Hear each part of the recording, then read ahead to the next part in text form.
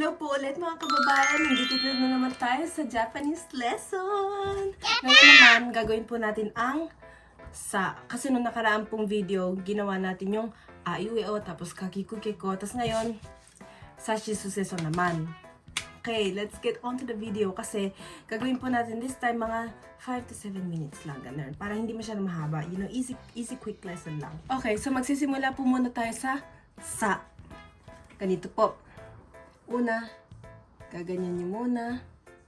Tapos, 1, 2, 3. Kailangan meron pong ganito. Hindi pwedeng, hindi din siya medyo, hindi siya X na ganyan. Medyo ito pa pupuntang pataas, ganyan. Tapos, ito naman, ganon. Tapos, ganyan. Moving on naman po sa ating second is she. She, ito po napakadali lang din to. So, ito, she. Isang ganyan lang.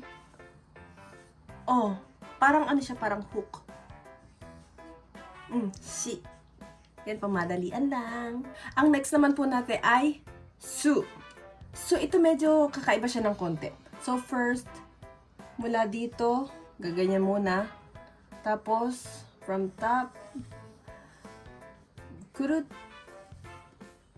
Kurut, ibig sabihin ng kurut, parang one circle, ganun. So, ito po ang su. 1, 2, ganun. Iano nyo po siya ng konti. Kailangan ito magkadikit siya ng konti. Ganyan. Hindi pwede yung ganito po. Hindi pwede yan. Kailangan, ganun. Tapos ito, ipagdidikit niyo siya ng konti. Tapos gano'n. Ganyan mas magandang pagsulat. Okay po, ang susunod naman natin ay se. Se. Okay. Una, dito pumunta. Dito yung number 1. Tapos 2. Ganyan.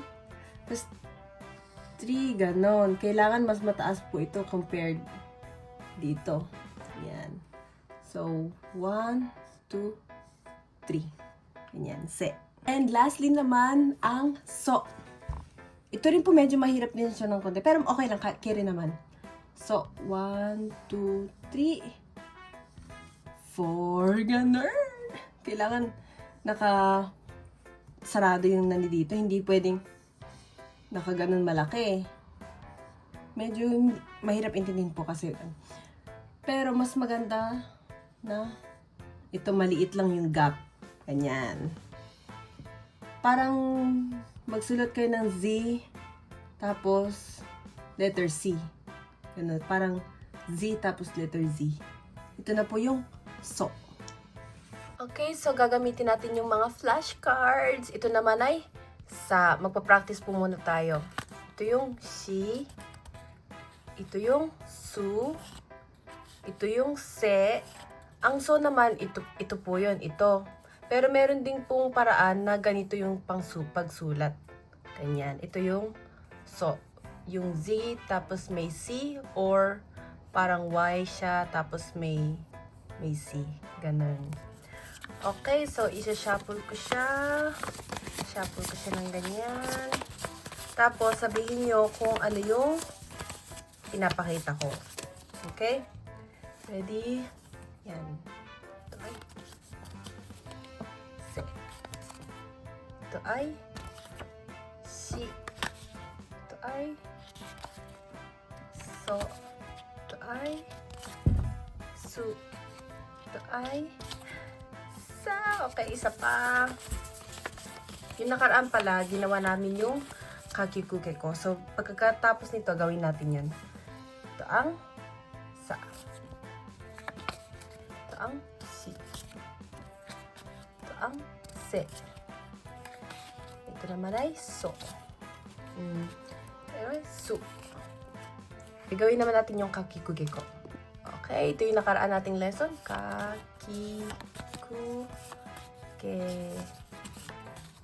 Tapos i-shuffle natin.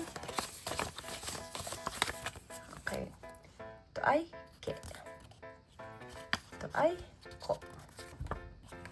Ito ay ki. Ito ay ka. Ito ay ku. Oh, natama niyo ba? Okay guys, so that's it for our lesson for today. Sana po may natutunan kayong bago today. Tapos, next time naman po, gagawin natin yung Tachitsute to. Huwag pong kalimutan mag-subscribe and like this video. And i-comment nyo po yung goals nyo o kaya kung ano po yung gusto nyong matutunan na Japanese para po makagawa din ako ng lesson kung ano pong gusto nyo. Guys, thank you po again and mag-ingat po kayo lagi. See you po ulit sa aking next video. Bye!